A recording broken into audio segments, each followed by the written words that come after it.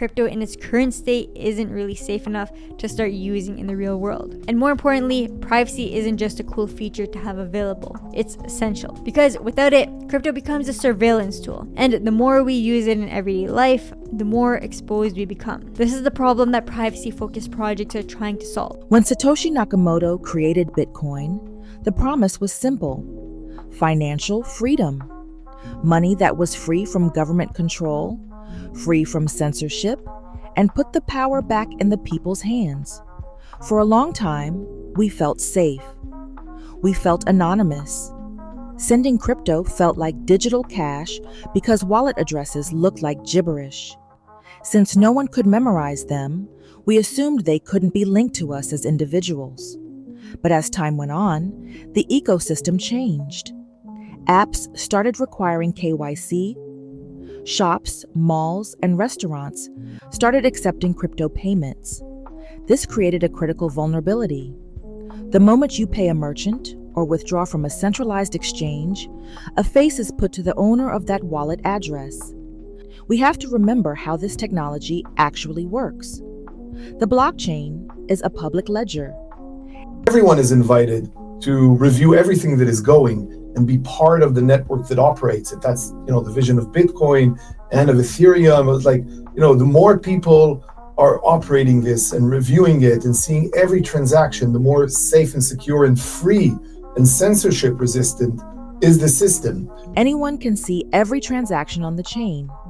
Anyone can see the entire history of a coin. Anyone can see who bought, sold, or traded what. If I know your address, I know your activities. I know what NFTs you hold. I know your net worth. This isn't just about secrecy. It's about safety. People say people don't care about privacy, whatever. No, of course they care about privacy. They won't necessarily articulate it in this way, but if someone comes up and shows you all the transactions you've paid and all the comments and it's all out in the wild, people have an adverse reaction. People take it for granted. That's what they mean by don't care, is that they take it for granted. They just assume they have a functional level of privacy. Once these things become popular tools, blockchains for payments, blockchains for personal finance, then people will demand privacy and institutions will demand privacy. Institutions such as banks demand privacy. They can't conduct business on the blockchain if all their own data and all their customers' details, transactions, will be open for their competitors, unauthorized parties to see. A pharmaceutical company developing a breakthrough drug can't risk exposing its research investments through transparent blockchain transactions. A lot of the demand for privacy these days actually comes from large companies and governments. They're kind of in this weird place where they want to adopt more of this blockchain concepts and blockchain technology, but they cannot do this while also being in line with their privacy laws at the same time. And some of the ways how this privacy concerns are being solved is allowing people to choose between privacy and transparency. Coins, for example, if I want to go to a grocery store and I don't have a good way of opting into privacy or opting out of transparency, then people can use those transactions to link all sorts of different things they shouldn't have access to about me. And so there's things like Pay, which does private stable payments via their card. There are things like Privacy Cash, Tornado Cash, obviously, which are more for the native ecosystems of Sol and ETH, where you can send the native asset privately. If everyone goes private on the blockchain, or try carrying out private transactions, how then does it verify that individuals are whom they say they are? Verify if they own a certain amount of assets to carry out transactions. That's where technologies like ZK proof comes in. You can only get privacy with ZK proofs. If you don't have ZK proofs, consider a system that you can only see a subset of transactions that concern you. Fine, you see that someone sends you $100 or $1 million, they get correctly accrued to your account.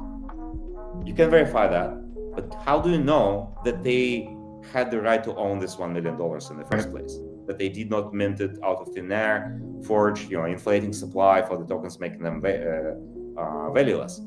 The only way for you to guarantee this is if someone or something guarantees the correctness of the entire system, the computational integrity, the correct execution, the correct following of all the rules that comprise the system. So either you have to trust that someone does this for you, which brings you back in the world of the old institutions that are fulfilling this function in the traditional world today. This is why we have so much regulation and compliance and oversight, because trust is expensive.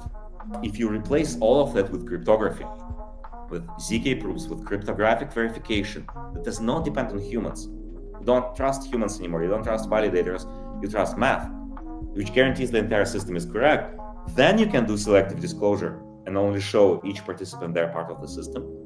But that also expands to all the other systems. And now accepting a transaction from a remote chain is as safe as performing a transaction on your own chain that is under your control, because they are running, this remote chain is running the exact same code base and exact same cryptographic proofs, circuits.